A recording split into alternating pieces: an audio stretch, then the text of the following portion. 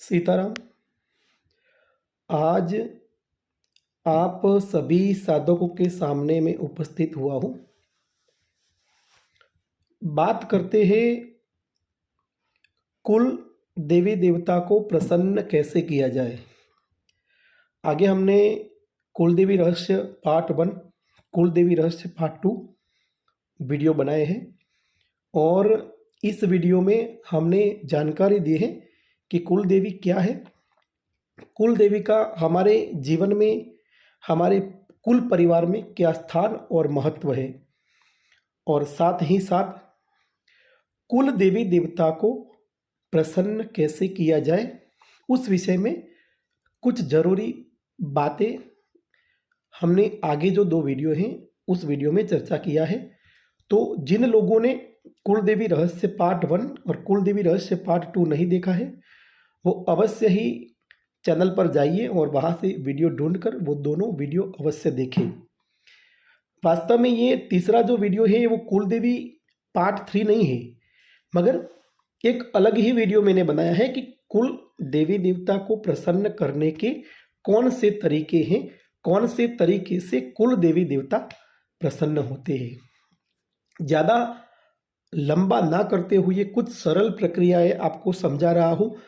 ये कोई भी व्यक्ति कर सकता है, ये कोई तंत्र नहीं है या फिर ये कोई विशेष साधना नहीं है कि जिसके लिए आपको बहुत सारा तामझाम या बहुत सारी तैयारी करनी पड़े। कुल देवी की सेवा हमारे पूर्वज करते आए होते हैं और उन्हीं कुल देवी की सेवा हमें करनी होती है। कभी कभी संजोग वसात हम अपने कुल देवी देवताओं को भूल जाते हैं, तो उनको फिर से प्रसन्न किया जा सकता है, उनकी प्राप्ति फिर से कर सकते हैं, उनके दर्शन कर सकते हैं, उनकी कृपा दृष्टि हमारे पर बने, उसके लिए हम कुछ महत्वपूर्ण कार्य कर सकते हैं जिससे उनकी कृपा हमारे ऊपर बनी रहे। अब बात करते हैं कि कुल देवी को कैसे प्रसन्न किया जाए। तो सबसे जो महत्वपूर्ण बात यह है कि कुल देवी को प्रसन्न करने के लिए नारियल की बलि देनी चाहिए। किसी भी व्यक्ति के परिवार में, किसी भी व्यक्ति के घर में कोई भी कुल देवी देवता है, चाहे वो सात्विक है या चाहे वो तामसिक है, मगर प्रत्येक कुल देवी देवता को नारियल की बलि अवश्य लगा सकते हैं, क्योंकि नारियल की बलि सात्विक, राजसिक और तामसिक किसी भी रूप में आप दे सकते हो। तो आपके कुल देवी देवता को प्रसन्न करने के लिए आप हर सप्ताह में एक दिन, रविवार के दिन, अपने कुल देवी के नाम से नारियल की बलि अवश्य दें।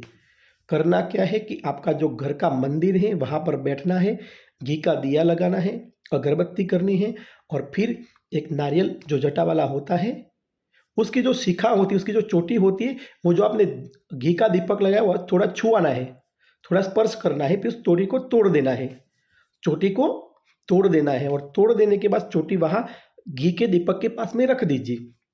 फिर नारियल को वहाँ फोड़ दीजिए, उसका जो पानी है, नारियल के अंदर से जो पानी निकलता है वो उस दिए के पास में थोड़ा रख दीजिए और नारियल में से थोड़ा टुकड़ा, छोटा सा प्रसाद निकालकर वो घी के दीपक के पास रख दीजिए। जब नारियल की बलि देते हो, उसको तोड़ते हो, तब आपको बोलना है कि ये जो नारियल की बलि मैं दे रहा हूं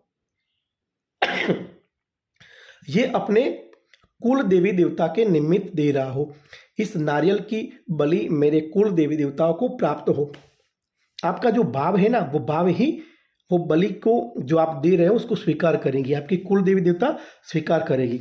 ये हर सप्ताह करना है, कम से कम ये कार्य आपको 6 महीने तक लगातार करना है। तब आपके जो कुल देवी देवता होंगे, तब आपकी जो कुल शक्ति होंगी वो जागृत हो जाएगी। 6 महीने में जितने सप्ताह आते हैं उस प्रत्येक सप्ताह में हर रविवार को या फिर हर मंगलवार को आपको नारियल की बलि अवश्य देनी है।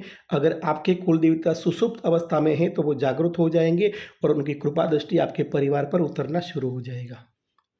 दूसरा, प्रतिदिन एक महत्वपूर्ण कार्य करना है। आपको क्या करना है कि कोयले ले लेने हैं या फिर गाय का गोबर का जो कंडा होता है वो ले लेना है या अन्य आपके पास जो भी व्यवस्था है, सुलगते हुए जो कोयले होते हैं वो लेने, उसके ऊपर आपको क्या करना है, जो चीनी आती है चीनी के अंदर घी मिलाना है। चीनी के अंदर घी मिलाइए, उसमें थोड़े काले तिल, चीनी, थोड़ा घी, थोड़ा काला तिल, इन तीनों चीज़ों को मिक्स करके उसका थोड़ा जो भाग होता है वो कोयलों पर डाल दीजिए और उसका जो धुआं निकलता है, ये जो धूप सामग्री बनी है, चीनी, घी और काले तिल के जो धूप सामग्री है, वो जो मिक्स करके आपको गाय के कंडे के ऊपर या फिर कोयले के ऊपर रखकर उसकी धुनी आपका जो घर का मंदिर है वहाँ पर देनी है। घी का दीपक और अगरबत्ती लगाकर ये धुनी आपके घर के मंदिर में देना है और आपको बोलना है ओम श्री कुलदेव्याय नमः, ओम श्री कुलदेवतायै नमः, ओम श्री कुलदेव्याय नमः, ओम श्री कुलदेवतायै नमः। ऐसा बोलते हुए उस धुनी को घर के सभी कोनों में, सभी जगह पर लगानी चाहिए। मतलब कि सभी घर में सभी जगह उस धुनी को प्रसरे, इस प्रकार की व्यवस्था आपको करनी है। ये दूसरा सबसे महत्वपूर्ण बात है, ये भी आपको लगातार 6 महीने तक करना है। आपके घर में जो भी कुल देवी देवता हैं, जो भी पितृ हैं, जो भी शक्तियां हैं जो आपके घर में उपस्थित है, वो सारी इस धुनी से प्रसन्न होना शुरू हो जाएंगी और उनकी कृपा आपके परिवार पर, आपके घर के ऊपर उतरना शुरू हो जाएगी। तीसरी जो महत्वपूर्ण बात है वो ये है कि आपको अपने पितरों के निमित्त कुछ ना कुछ दान करते रहना है। महीने में एक बार, सप्ताह में एक बार, सप्ताह में एक बार नहीं कर सकते हो तो महीने में एक बार कम से कम पितरों के निमित्त कुछ भी दान करें। पितरों के निमित्त 5 रोटी गाय को खिला दे, कुत्ते को खिला दे। पितरों के निमित्त किसी भिखारी को नए कपड़े दे दीजिए। पितरों के निमित्त किसी को नए चप्पल ला कर दे दीजिए। पितरों के निमित्त आपको जब ये दान करें तब मन में संकल्प लेना है कि ये जो दान कर रहा हूँ मैं अपने पितरों के निमित्त कर रहा हूँ। ये कार्य भी लगातार आपको 6 महीने तक करना है। हर महीने एक बार पितरों के निमित्त दान करना है। आप जो कमाई करते हो, जो मेहनत से कमाई करते हो, नौकरी करते हो, तो नौकरी जो सैलरी आती है, आप अगर धंधा रोजगार करते हो तो जो इनकम आती है उसमें से थोड़ा इनकम निकाल कर, अगर आपके सैलरी 10,000 है तो उसमें से 1,000 रुपये या 500 रुपये निकाल कर उसका पितरों के निमित्त दान करना है। जब ये प्रक्रिया आप करेंगे तो आपके पितृ प्रसन्न होंगे और उसी के साथ आपके कुल देवी देवता भी प्रसन्न होने लगेंगे। और जिस घर में पितृ प्रसन्न होते हैं उस घर में कुल देवी देवता अपने आप प्रसन्न होने लगते हैं। इसलिए ये महत्वपूर्ण आपको करना है। साथ ही साथ नियमित रूप से गाय और कुत्ते को 1 रोटी खिलानी है। 1 रोटी गाय को, 1 रोटी कुत्ते को अवश्य खिलानी है। ये नियम बना लेना है कंटिन्यू 6 महीने तक। आपके पितृ प्रसन्न होंगे, आपके कुल देवी प्रसन्न होंगे और आपके घर में जो नकारात्मक चीज़ें हैं वो धीरे धीरे दूर होने लगेंगी। दूसरा एक महत्वपूर्ण जो बात है वो ये है कि आपको आपके कुल देवी के निमित्त नियमित भोग लगाना शुरू करना है। कुछ ना लगाओ तो कुछ नहीं, एक छोटी कटोरी में थोड़ा दूध ले लीजिए, उसमें 2-3 दाने चीनी डाल दीजिए, उसको मिक्स कर दीजिए और वही भोग अपने कुल देवी, जो घी का दिया और अगरबत्ती आप लगाओगे, कुल देवी के नाम से घी का दीपक और अगरबत्ती आपको लगानी है। 6 महीने तक लगाकर नियमित रूप से घी का दीपक और अगरबत्ती लगाइए और वहाँ पर कटोरी में थोड़ा, जिस प्रकार से मैंने बताया उस प्रकार से दूध रख दीजिए। ये छोटी सी प्रक्रिया करने पर भी कुल देवी देवता और पितरों की कृपा दृष्टि आपके परिवार के ऊपर उतरेगी और वो प्रसन्न होकर आपका कार्य करने लगेंगे। दूसरा एक महत्वपूर्ण बात है कि कुल देवी के निमित्त आपको अनुष्ठान करना है। अब बताता हूँ कैसा अनुष्ठान। तो किसी मंत्र का अनुष्ठान कर लीजिए, 7 दिन का, 11 दिन का, 21 दिन का एक छोटा सा अनुष्ठान। संकल्प में ये लेना है कि ये जो अनुष्ठान कर रहा हूँ ये मैं अपने कुल देवी देवता, अपने पितरों के निमित्त कर रहा हूँ। ये जिसका जो ये अनुष्ठान का जो जप का फल है वो मेरी कुल देवी को प्राप्त हो। जब ये आप अनुष्ठान करेंगे, जब आप जप करेंगे तो उसकी ऊर्जा जो बनेगी वो ऊर्जा आपकी कुल देवी को प्राप्त होगी और वो सुसुप्त अवस्था में से जागरूक अवस्था में आएगी और जागरूक अवस्था में आकर वो आपके परिवार के, आपके घर के सारे कार्य करने लगेंगी, आपकी मनोकामनाएं पूर्ण करने लगेगी, आपके समग्र शत्रुओं का विनाश कर देगी, आपके घर में जो नकारात्मक शक्तियां हैं उसको दूर करने का काम कर देंगे। और सबसे बड़ी बात है कि अपनी कुल देवी के निमित्त होम करना है। महीने में एक बार नरवाण मंत्र से, जो नरवाण मंत्र है ओम ऐं ह्रीं क्लीं चामुंडायै विच्चे, ये जो नरवाण मंत्र है उससे कम 108 आहुतियाँ अपने कुल देवी के निमित्त देना है। हवन जो उसकी व्यवस्था है वो कर लीजिए, फिर संकल्प लेना है कि मैं ये नरवाण मंत्र का जो होम कर रहा हूँ ये मैं अपने कुल देवी के निमित्त कर रहा हूँ, ये जो मैं आहुतियाँ दे रहा हूँ उसका जो फल है वो मेरी कुल देवी को प्राप्त हो। ऐसा संकल्प लेकर आपको होम करना है, कम से कम 108, बाकी आप जितना कर सके उतना होम करिए।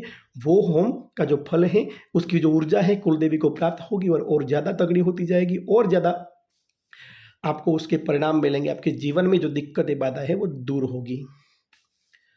तो ये कुछ जरूरी और महत्वपूर्ण कार्य है जिनके माध्यम से आप अपने कुल देवी देवताओं को प्रसन्न कर सकते हैं। अब इसके सिवा एक दूसरा पार्ट आएगा जिसमें कुल देवी की शक्ति को अपने साथ कैसे चलाते हैं, कुल देवी के साथ जो शक्तियाँ जुड़ी है उन शक्तियों को अपने साथ में कैसे चलाएं, उनसे वचन कैसे लेते हैं, उनको प्रश्न पूछकर उसका जवाब कैसे लेते हैं, कुल देवी का दर्शन कैसे प्राप्त कर सकते हैं, सवारी कैसे ला सकते हैं, उस संदर्भ में आगे हम धीरे धीरे वीडियो बनाने वाले हैं। आप सबसे विनम्र निवेदन है कि मेरे चैनल को ज़्यादा से ज़्यादा लोगों तक पहुँचाइए, चैनल को सब्सक्राइब करिए और दूसरे लोगों को भी बोलिए कि चैनल को सब्सक्राइब करें। इस वीडियो को ज़्यादा से ज़्यादा शेयर करिए और जितना वीडियो ज़्यादा शेयर होगा, जितने लोग बढ़ेंगे उतना ही मेरे चैनल पर और लोग जुड़ते जाएंगे और भी अच्छा ज्ञान और पूर्ण विज्ञान आपको समझाया जाएगा। मेरे जो भी वीडियो रहेंगे उसमें पूरी जानकारी रहेगी, कहीं पर भी ऐसी बात नहीं रहेगी, आधी अधूरी कोई बात मैं नहीं बताऊंगा, जो बताऊंगा आपको पूर्ण बात बताऊंगा। तो आप अवश्य ही चैनल को ज़्यादा से ज़्यादा शेयर करिए, यही आप सभी से विनम्र निवेदन है। सीताराम।